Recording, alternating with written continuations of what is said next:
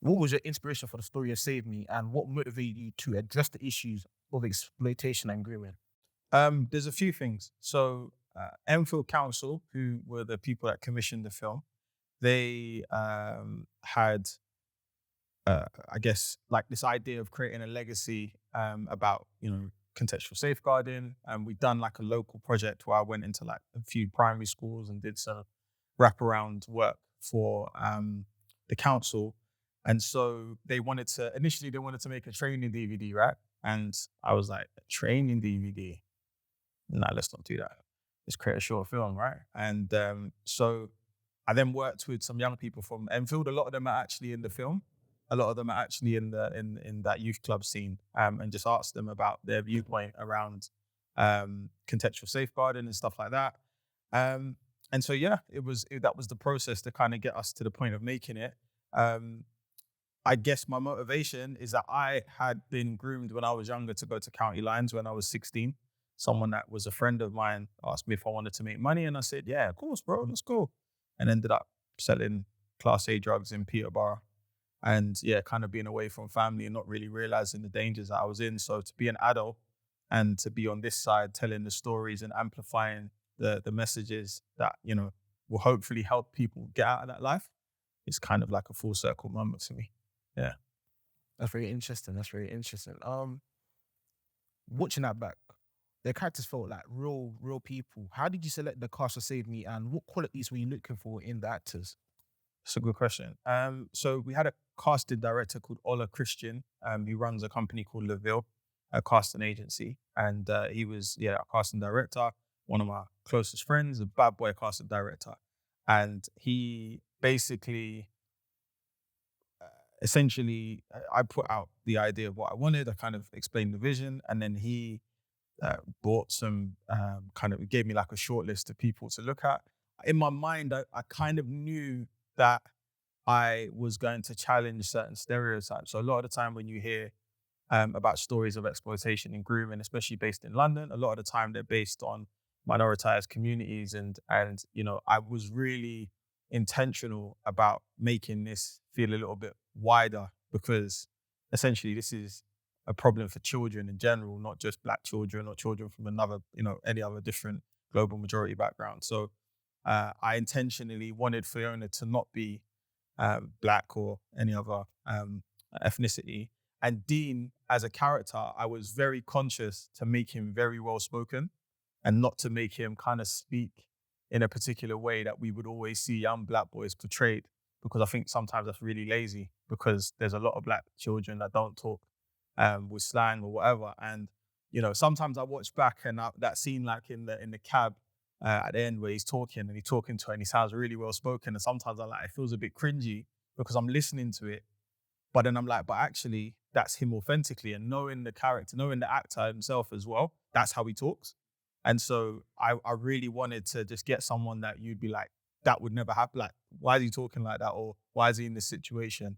And so, yeah, we did a process. We did some self-tapes. It was all through lockdown. And it was the first time I'd ever done casting in that way. And so, yeah, I learned a lot. And we did some rehearsals and stuff and made sure that everyone worked together. So that was the process. It really worked out in the end to Yeah. put around the final products as well. So yeah. Thank you. What advice do you have for young people that are getting involved with gangs, and what can we do as peers and friends and teachers and people in education can do to help that person or those people? Do you know what? That question is so multifaceted, because young people only get involved in stuff because they have an absence of something else, right? So you get involved in a gang because maybe you want to have protection, or maybe you haven't really had a father figure, or you haven't had a role model or whatever. So you get into something, you get into it not because you want to be a criminal, you get into it because of the camaraderie, the brotherhood, the whatever, the attention. And so I think when we talk about getting young people to step out of that lifestyle, it's important to put something else into their hands. You can say to someone, put down the knives, the guns, the drugs, whatever. But if you're not putting something else tangible in their hands, that's going to help them to get small wins and move towards a place of self-confidence and self-worth, they're always going to find their way back to that, because it's such a strong gravitational pull. Like it's very difficult to get away from that lifestyle unless you're doing something, productive, in my opinion. And then even on top of that, sometimes depending on the situation, you can also have other people that are really dragging you back in. So with my situation, I was very blessed that when I wanted to leave, I was able to leave. Um, and the guy that I was working for had been arrested for something that had nothing to do with me. And so he was in jail, and it was kind of like a window to get out. Whereas in some situations, I know there's young people that have been in that, where then the lieutenant takes over, and then I'm coming to your house and I'm threatening your mom, and and it's a lot. Do you know what I'm saying? So I think as society, someone said it at my premiere last week, I think it's important that as society, we look after the children and we pay attention to the children in our own lives. So we make sure that if you've got little cousins, little brothers, sisters, etc., that you are as present and as positive a role model for that person. And then if you have an opportunity to be someone for somebody else's children, then that's where it comes into this whole kind of village raising a child, community raising a generation kind of mindset. I know like a few people were in that lifestyle now. It's hard to them to distance themselves from them, those type of people, because we're trying to get back into their life. And it's kind of hard for them, but Yeah. hopefully then people can go away from that. Do you know what? And as I said, I think it's difficult when you grow up in an environment and that's all you see. And maybe even like a family member or an older brother, for you to completely swim against the tide, like it's a lot. And to maintain that, because actually everything is fighting for you to go down that particular road. But also I think what's important to realize is that it's not, sometimes it's just, I got involved in that lifestyle because I got bullied in year one. I'm from a really loving family. Like there was nothing in my household that would ever have really like predestined that was my pathway. But I didn't believe in myself and I didn't like myself and I didn't have many friends. And so I was doing lots of things as I was growing up to try and fit in. And that small factor when you're 5 years old then becomes like a snowball for the rest of your life until you make a decision that you are worth something and that you don't have to seek external validation. And that's been a journey to get to that point. But there was lots of silly choices that I made growing up because I just wanted people to invite me to their birthday party or to play with me in the playground. If I give you information, you're not going to tell somebody else. Do you know? Just small things that are like general human values. So I can only imagine the challenges now when you add social media into it and you add all these other different things. I can only imagine. Yeah, I understand that. I understand that. So our next question is, we've also worked with like companies like NCS Catch 22 and people like Anthony Joshua, Yeah. Dwayne Wade from Man on the Wall, Shara Story. Like, how do you approach people or companies to help support your vision? It's a good question. I'll give you a story about Anthony Joshua and how I ended up working with AJ. So when lockdown happened, there was I'm a public speaker, right? So I spend a lot of time in schools and a lot of time visiting different spaces, and I basically didn't know what I was going to do. Like all the schools have been shut, all the events have been shut down, and I'm essentially self-employed at this point. So I was really in quite a dark place trying to work out. I was going to go and get a job doing Testo delivery, like all this stuff, just survival, right? It was a very dark time for the world. And my manager at the time had said to me, basically, don't focus on the money, focus on the service, like focus on doing something that's going to add to society because, number one, you'll feel good about it and maybe other opportunities will come, but you're not doing it because of that. So what I did at the time is that I had this idea. I was watching the news and the news were constantly talking about like how lockdown was affecting young people, but there was no young people talking about how lockdown was affecting them. And I was just like, this is just like typical adults speaking on behalf of young people, right? So I then decided I wanted to create this digital campaign called Our Lockdown. And it was about giving young people the ability to kind of say what was positive about lockdown. So young people spoke about having more time with their dad because their dad worked so much. So now they were at home and going for walks and playing video games with their siblings and all these positive things. And we had role models attached to it. So all of that's context. Basically, I reached out to someone that I knew AJ. And I said to him, hey, bro, like, can you get AJ to do a video for me? And he said, basically, it's not like he doesn't really do videos like that, but we've been watching what you've been doing and we would love you to consult for us for a community project that we're doing. Like, I was like, literally, I remember I called my wife, like, I went to the other room. I was like, babe, I'm about to do some consultancy for Anthony Joshua. I think I had to sit down for about 10 minutes because again, this is someone that you look up to, right? This is someone that you have a respect for. And out of nowhere, this opportunity came to me. And so I think there's moments like that where you just kind of serendipity meet somebody or get an introduction. And then also I think it's about the reputation that goes before me. I try to do things with integrity. I try to do things that are impactful, that have a track record. And so when you start building momentum, it's easier for you to have certain conversations. I'm also very, very good at following up. And I always say to people, the fortune is in the follow-up. So you can meet someone at an event, but I am relentless with following up people. I'll put things in my diary. I'll listen. If I don't have an answer from you, I'll wait 3-6 months. Then I'm replying you again, emailing you again. And that's how I basically got here. And it came from my background in sales and just knowing how to close people. So that's how I get people on side, basically. Yeah, something you might need to take notes is that following up with people, you really need to do that, man. Hey, following up is key. It's key. The amount of people I meet at events and they're like, I'm gonna shout you, bro. Oh, now. Speaking of Javane Wade, Jovan. I always do that. I always do that because he's gonna see this and he's like, bro, you're gonna connect with correct people when they say Jovan. Javane Wade, there we go. He was the lead in your short film. Yeah. Amani. So let's watch the trailer real quick. Oh, trigger warning before you watch this, there's blood in this.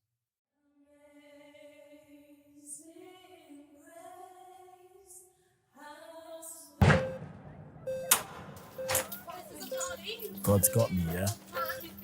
So how did I get here? Amani, you need to stay with us.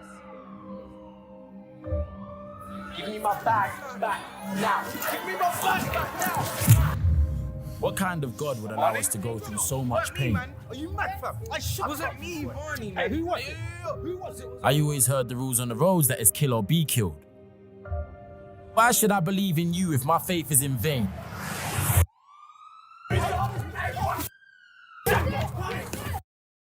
I just want to know who's moving through the Marnie, blood. What move? Marnie, me, man.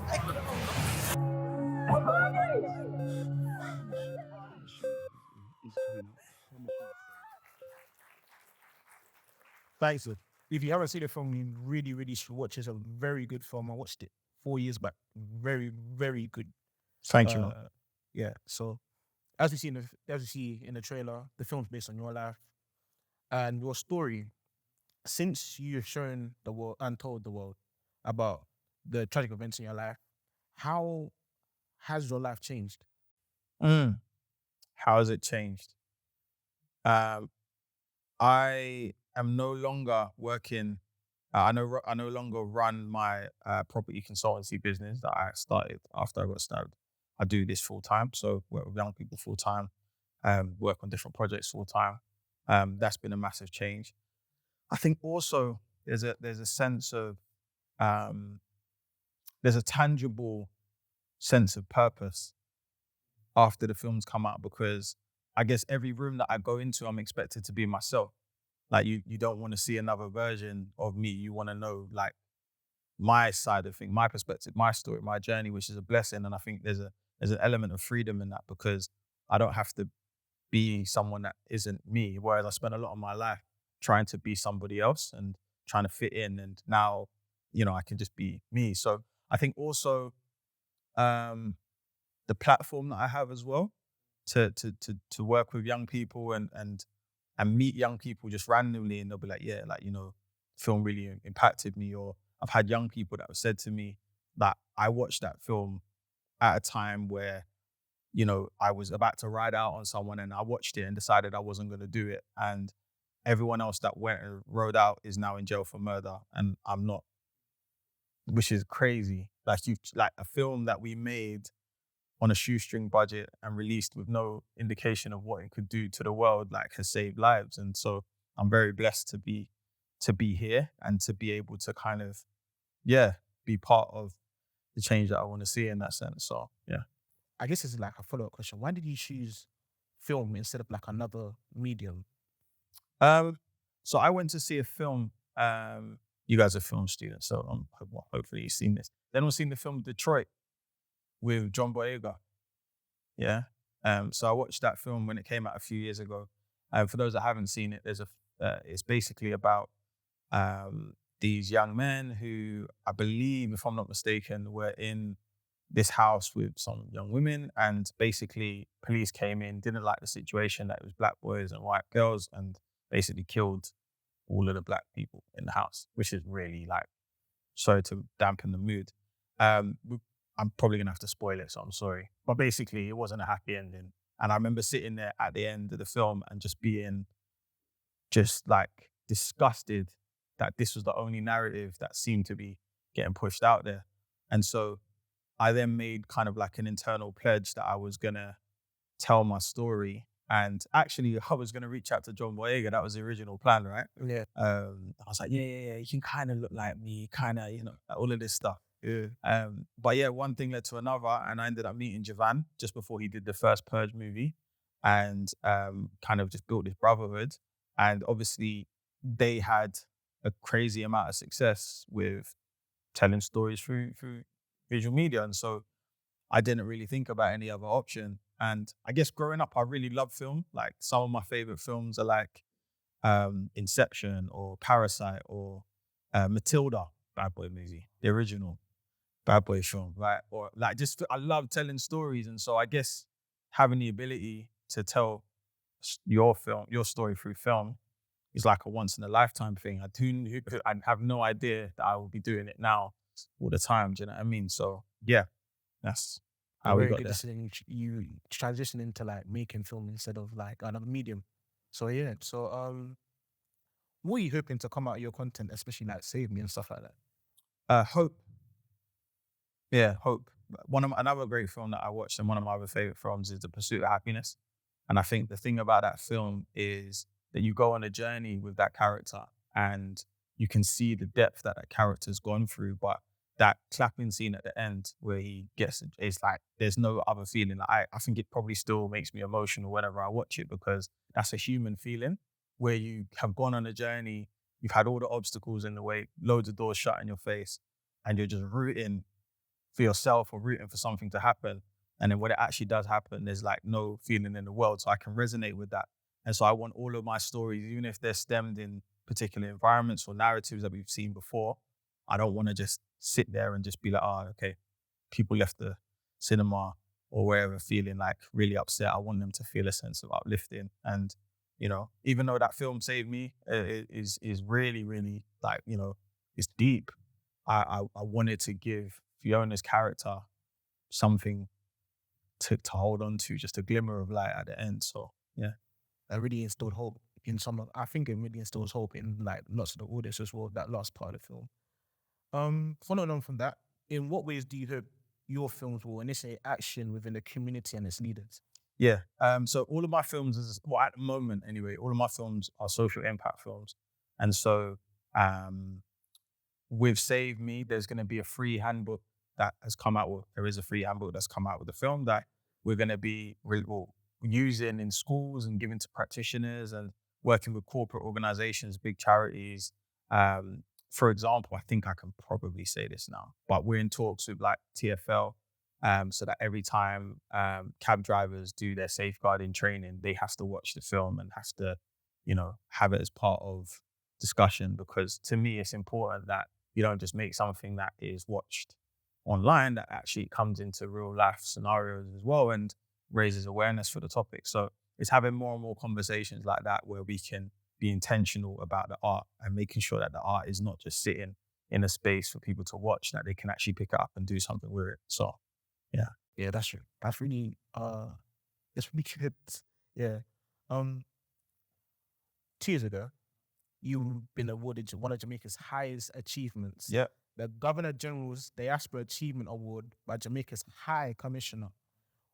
What was that feeling like, and what was it like getting that kind of recognition? Did you hope for it or something like that? It's a good question. Before that, can we get a round of applause for that as well? Thank you. So for those that are like, what's a Governor General Diaspora Award for Excellence? So my family are from Jamaica, and my grandparents came here as immigrants, some, I think, around the time of the Windrush, if not slightly before, and dealt with a lot of prejudice and racism when they got here. and went on to do amazing things. One of my grandparents is one of the first Black deputy heads in the UK. My granddad and grandma had a bakery in Tottenham and Walthamstow, and my other grandparents were tailors and cleaners. So they've come from nothing, right? And so to be celebrated in that way for the work that I do in the UK, as a positive representation of my mother country, Jamaica, which for record, I haven't actually been back to in about 15 years, which is really bad. I should be going back 7 there. years, so Yeah, I should be going back there. It was very proud. And I think the other thing is that was even more special is that my grandma passed away last year. She was my last grandparent, and she was alive for me to take a picture with her with the award, which will be special forever. And I know that she is and was proud of me. And so I think being able to show her that her grandson has turned his life around and all that kind of stuff is really special. So and also I got it because of the work I did with Our Lockdown campaign. So if I'd never done Our Lockdown campaign, and kind of had a positive effect on the mental health of young people, which is what I was awarded for, I never would have got that. So yeah, that's a very beautiful memory, man. very A beautiful. beautiful Yeah, memory. man. Your first film was based on your life experience. The second film is based on the collaboration with Enfield Council. How do you come up with your scripts? And do you ever feel like stuck or ever had like writer's block? I don't know if I call it writer's block. I'm gonna answer this in two ways. Someone told me that you never get writer's block. You're just not happy with what you write. So you can always write something. It's just you're not happy with what you write. And so people say to me, like, you should just write down what you've got, even if it's, I don't know how to write. I don't know what I'm writing. I don't like it. That you still write and kind of go through that process. But to be honest, I was very scared to write this film. I didn't believe that I could do it. I'd never written or directed a film. My first short film was I produced it and kind of worked with everyone else that could do it. But this film, I didn't believe that I could. And I really did feel, I get like there was no confidence in myself to do it. And so I tried to delegate it, but someone else started writing it and it just didn't have, it wasn't what I wanted. And so lockdown again was an opportunity for me to really sit with the story. And I did a number of masterclasses. I bought loads of books about writing, like Save the Cat. Save the Cat. A few other different writer books. And I just sat with it for a while and I've got some really, because of the success of my short film and the reputation that I've got access to some really great writers that are doing great things in the industry. So I was able to reach out to some of my friends and say, bro, sis, could you read this for me and just give me your thoughts? And so I got so much kind of live critique on stuff that as we started to grow, it really, the confidence started to build. And then seeing your words acted by like that, it's crazy. Like seeing someone act your words out and say your words and bring emotion to your words is the craziest feelings in the world. So yeah, that's just been. And I've written another short film that comes out later this year. And we shot it last year. So I'm excited again to have that same process. And yeah, we'll be looking out for that one. Yeah. I'm looking out for that one. So what problems have you faced during the filming of Save Me and Amani? And how were you able to overcome this? Where do you want me to start? How many you guys got? Bag of problems. Or challenges rather than problems. All right, so I'll start with Amani. So we crowdfunded that film. And we crowdfunded in quite an unconventional way. So usually you crowdfund and then you shoot the film, right? Yeah, that's the industry standard. We crowdfunded as we were shooting the film, which is like the maddest thing in the world. And I wouldn't advise you to do that. But basically, Javan had got a massive role in America. He plays Cyborg in Doom Patrol and was leaving to go to America. And we've been speaking about this thing for ages. They shot Shira Story 1, Shira Story 2.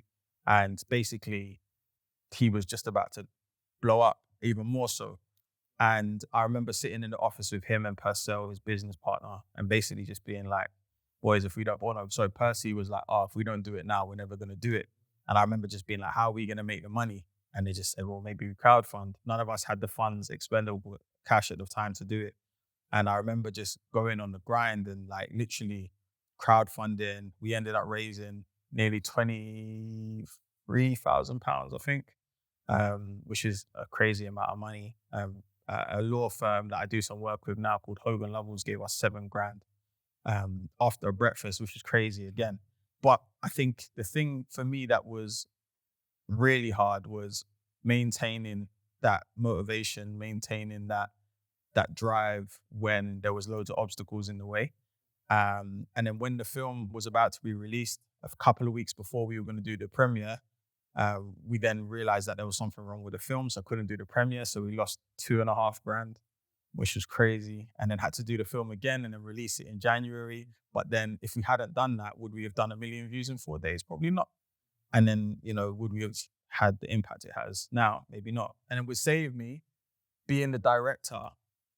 It was the first time that I guess I had a lot of leadership responsibilities on set. And so obviously you're the keeper of the vision. You're the person that's kind of keeping everyone motivated at times. And it got to the last day of filming and there was like lots of different kind of schedule issues. So certain shots are taking longer. We probably had too much going on in the call sheet anyway. So it was a lot. And we got to like the final moment outside the trap house. And there was a moment where I think my producer was like, we're about to go overtime. And if we go overtime, it's going to cost us X. And I remember being like, and I remember she was just like, yeah, and also, we're not going to shoot this scene. And this is like the pivotal moment. If you don't, you can't finish the film. And I remember sitting there. And to be honest, I probably had a little bit of a real anxiety moment where you're kind of like, what am I going to do? Like, actually, like, what am I going to do? I don't know what to do. I've never been in this situation before. But I was blessed that Ola, who's also the exec producer, kind of put his hand on my shoulder. A few other people around the table, Banny, our DOP, basically just said to me, look, bro, like, what do you need? Like, how can we help you to get what we're going to get? We just came together as a team. And then luckily, Enfield gave us a bit more money to finish the film. And we were able to do it. But in that moment, I couldn't see any way through for both situations. But here we are, right? That's really everything that all the problems that you face really like helped you get through this. And 100%. 100%. So that's enough questions from me. We have gone to audience questions now. Hey, there's a hand that is shaking. Where do you hope to go in the future with this like cross between the arts and promoting youth safety and activities for them? Like, do you aim to go to Hollywood or expand or like go up in the London film industry and explore these topics? Or do you want to stretch more and work with more young people and use this as an aid to that? Great question. Yeah, definitely want to go as far as I can in my career and to tell stories on the biggest possible platforms while keeping that grassroots element. So there's an interview I did for this and I said, one of the best things about this project was working with the community stakeholders and the young people themselves. And I don't want to get to the point where you're too Hollywood where you can't do that. Like that has to be like a rider that there's X amount of young people on the project or there's X amount of people of color on the project or whatever. Like if I'm working on something, I want to have that level of input on it because that's the authentic kind of person that I want to be in the industry and how I want to use my platform. So yeah, definitely want to get to the top of the industry and be able to do things that just, work on projects that are just like groundbreaking. That's the plan. Why not? We've got one life to live, right? So, you know what I mean? Thank you. Thank you. Question, no problem. There's a question at the back. Hi, I just wanted to ask a question. So based on the film Amani, obviously that's on your based on your life. Was it hard or were you scared or fearful bringing such a vulnerable part of your life out into the public? Yeah, for sure. Good question. Especially because it wasn't just my perspective, it included my parents and I've got a little sister who wasn't in the film. So it opened up lots of emotion for our family and they didn't want to tell that story, if I'm honest. And it caused quite a big rift in my family for a while because especially from Caribbean communities, and I'm sure many other communities, to be fair. Like, why are you telling people our business? right? You know, you keep it internally, like, and also I think my mum and my dad, they had regrets about how they had handled certain situations and thought that I was going to do it from a place of anger. Whereas I had to kind of tell them that this isn't about us. We're vessels of this story, and it is about giving hope of what can happen. And so now that it's out and 4 million views later, now mummy's like, oh yeah, son, like, you can't meet this person from church because their son's going through stuff, right? So yeah, it was tough, I can't lie. And there was a moment on set where I think I had to sit down for a minute and just like really just deep what was actually happening. Like I was sitting here watching, it was at the moment where we did the stabbing scene, and I remember sitting there for a moment and everyone just went quiet on set. And I remember just being like, right, like, number one, this is very, very real. And number two, I'm blessed that I'm sitting here telling my story instead of someone else telling my story for me or being on a t-shirt or GoFundMe or an RIP status or whatever. Like, and I just suddenly realized the gravity of what it is that we're trying to do when it comes to changing lives. And so I think that kind of surpassed the element of vulnerability because I knew it was part of what I promised. And actually, I promised in the back of the ambulance, I promised God, I said, if you give me another chance, I will live to steer young people away from darkness.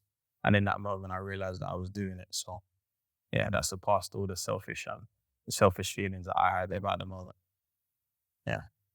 Were there any particular compromises and challenges or obstacles that you encountered during the production of either films which you felt like it was going to be the end of the entire production, you wouldn't be able to make the film, but then suddenly something came up and it allowed you to carry on with said production?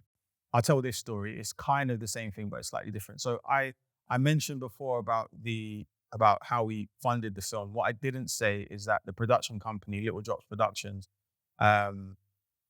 we had someone that had written the film that was also a DOP and was gonna basically shoot the film as well. But they couldn't commit. They had like a family emergency, so couldn't commit. And that was like maybe a month before the shoot. And it was one of those things where we were thinking, that's it. Like number one, we haven't got budget. Number two, where are we gonna find another person? And I remember being at a family barbecue and having a conversation with my older cousin. And he was just like, yeah, I know this guy. Like he's got this production company. I used to go to school with him. Let me shout him. But this person was in, I want to say LA. I think it was LA he was in. And he was out there for some business. And it just so happened that Javan was out there doing business at the same time. So they met in a coffee shop for 10 minutes and had a conversation. This is what we want to do. The guy came on as the director, brought the whole production team, and essentially fronted the money for the production for about 6 or 7 months before we actually gave him the money, which is just unheard of. This is a small production team, and they basically, they believed so much in the project that they funded. They basically paid everybody or absorbed the headache that we would have got for not paying people on time because we were waiting for the crowdfund money to come through. And without that, we wouldn't have made the film if we were working with a massive production company that were really just on like, where's the invoice? We're going to be, taking you to court and stuff, which was well within their rights. We would have been able to make the film in the way that it was. So yeah, I would say that was a massive, massive, massive godsend. And yeah, Little Just Productions, Richard, them guys, yeah, my people. All right, this is less of a question, but I wanted to appreciate Dean, the character, because as you can tell from the way I'm speaking, I'm kind of well-spoken as well. And the fact that he's a black kid who's growing up in a rough neighborhood and he's really well-spoken and he's kind of getting like groomed and pulled into like this like gang life and stuff like that is something that's like really relatable. Like when I came into this masterclass, I didn't expect anything along the lines of that. I thought it was going to be like another film about the dangers of grooming and stuff like that, but I just wanted to appreciate it because when I was watching it, I felt like really hard and stuff like that. There's a million stories of black boys and global majority young people that get caught up in that lifestyle, but the nuance of a young person who is maybe from a good home and has lost his mum, and so therefore human emotions of grief and wanting attention or whatever kind of are causing him to make some bad choices. Isn't that a human experience? again, I don't want to be that person that is just going to tell particular stories and glorify certain things, because I can see how that has a adverse effect on the young people coming up behind me. That being said, and I always use the moment to big up Rapman. Rapman did Blue Story, right? And on paper, a lot of people would have watched Blue Story and just said, oh, it's just another gang film. Has anyone seen Blue Story? Yeah? Blue Story wasn't just any other gang film, right? And it was on a national platform, and it was done in a way that challenged that mindset. And I think it was done brilliantly. Now, that's not to say that there aren't other ways to do things. And I'm sure that when we collaborate as creatives, we'll find other ways to not just have, a gang story. But if you are going to do gang stories, there has to be something in it. There has to be something there that is trying to deviate, divert young people from a particular pathway. So yeah, that's what I would say. I just wanted to ask a bit about how you created Fiona's character, because there's a lot of depth within her and like she's got so much going on. And I want to say, like, how did you research into like this type of character? Yeah. So when I first started writing the character of Fiona, I guess the process that I went through being a first-time writer was to kind of write out all the different beats and the layers to the character. So for each of the characters, so I said, oh, Dean maybe plays tennis at the weekend, and just loads of things that gave me a lot of depth to who these characters were. And Fiona, I kind of spoke a little bit about her family and stuff, and so that gave me a lot to build on. And then I guess from there, I had an idea of how the film was going to end. And originally what was going to happen was that final scene, Fiona and Dean would have been taken to a police station, and Dean's dad would have come and picked him up, hugged him at the doorway, said, son, I've got you. And, I'm turn my life around. I'm going to be more present for you, whatever. And then Fiona would have just been sitting in the police cell, and the camera would have panned out, which is really doom and gloom, right? That's not fair to her. And I spoke to a lady that does some work with young people that have been through exploitation, young women that have been through exploitation. Her name's Alia Ali, runs an organization called Daddyless Daughters. And I spoke to her because I'd seen an interview that she'd done. And I know that she had lived experience similar to Fiona. And I just said to her, can you read the script for me? Because I feel like I just want to make sure I'm doing her story, like Fiona's story, justice. And she challenged me and she said, that's not fair. After everything that we've seen her go through, like, how can you just end it that there's nobody for her? And I'm sure that is the case a lot of the time. But where I have the microphone, essentially, and I have the ability to tell this story, let me give a little bit of hope.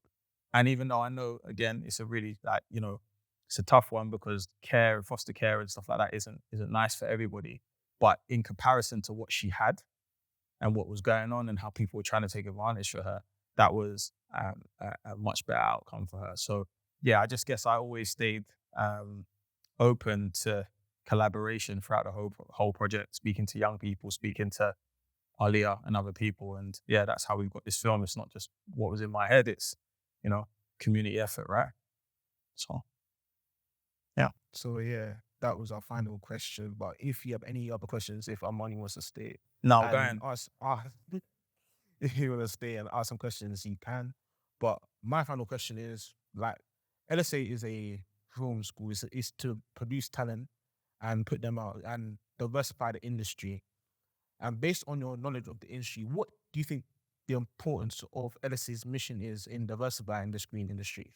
I think it's really important. Like, you guys are sitting in a row with people that you can go on to create amazing pieces of art with, essentially, and I think this is one thing that I missed. I didn't realize about film school. I started, like, I'm late in the game and stuff, but if I'd started my 20s with an understanding of spaces like this, then I would have wanted to come here, because essentially I'm going to be around other like-minded people. This isn't just a course.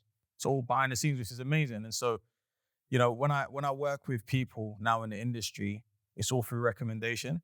So all it takes is, for you to continue to build good relationships. And one of you goes on to do something amazing. And then, like, yeah, there's this guy I went to college with, he was really, really good at this. And then you get an opportunity, and then, you're going into these spaces, and some of you are going to be amazing in your field, BAFTA award-winning, Oscar award-winning, Emmy award-winning. And I think, yeah, fundamentally, if your foundation has been about diversifying the talent in the industry, then hopefully you go on and take that into the spaces and the production companies that you build and the projects that you work on. So I think that if that's your fuel, you just got to keep adding to that tank, really. And yeah, you know, as I said before, you only live once. You've got to make it count. Can we get a big round of applause for Amani? Thank you.